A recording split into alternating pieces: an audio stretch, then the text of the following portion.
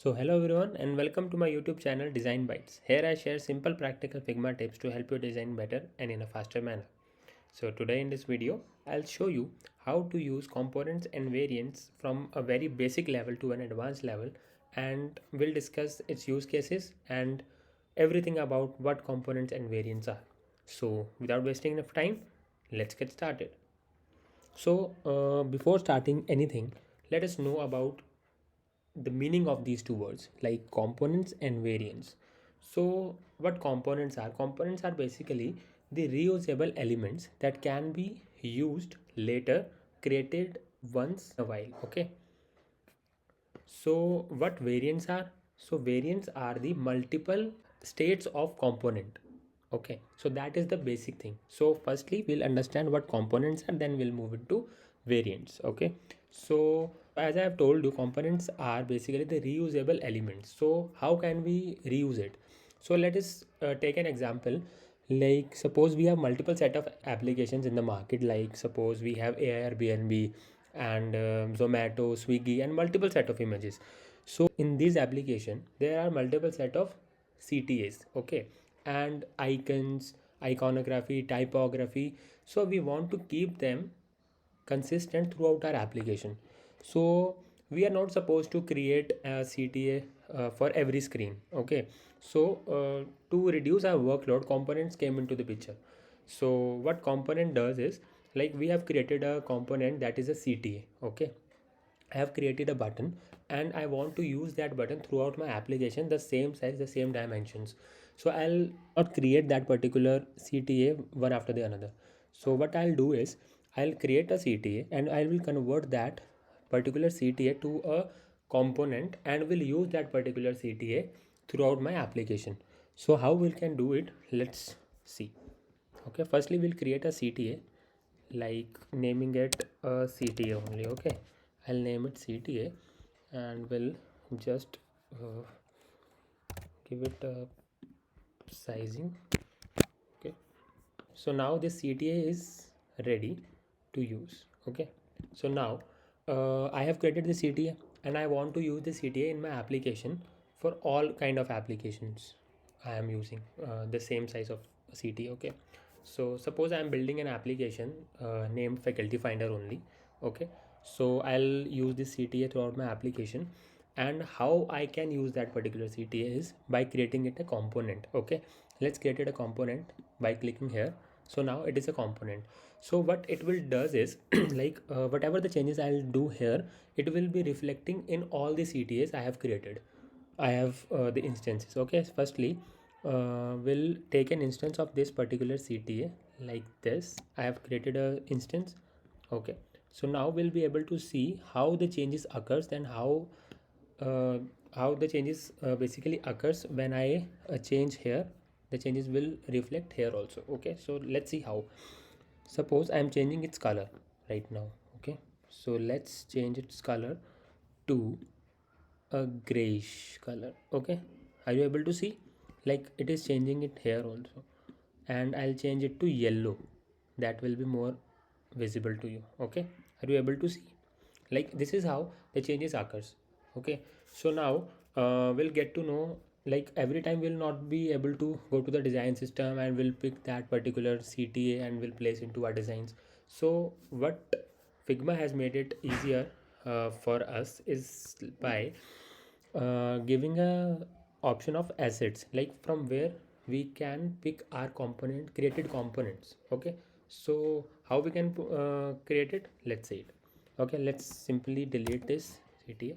Okay, now I want this CTA in a different screen. Suppose I'm in another page or wherever I am, I want the same CTA which I had created earlier also.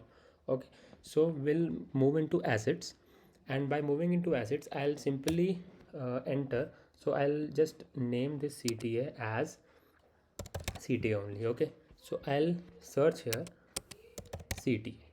Okay, here I'll be able to get its instance. Okay, so I'll simply pick its CTA and will place it to my particular screen. Okay, so this is how we can simply use the CTA in a very simple and easier manner. okay, into our all kind of applications. And whatever the changes I want to make, I'll simply make it here, and everything will be done accordingly. So we have created the CTs. So now components are completed.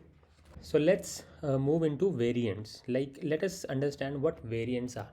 Okay, so variants are basically the different states of the component only. Okay, so whenever we have any kind of CTA, whenever we move into any application, any website or anything, like we can take an example right here also. Like here we have our exploration section. So when we'll hover it, so it has a different state, like it is giving a background over it, and as we remove it, it is removing that particular background.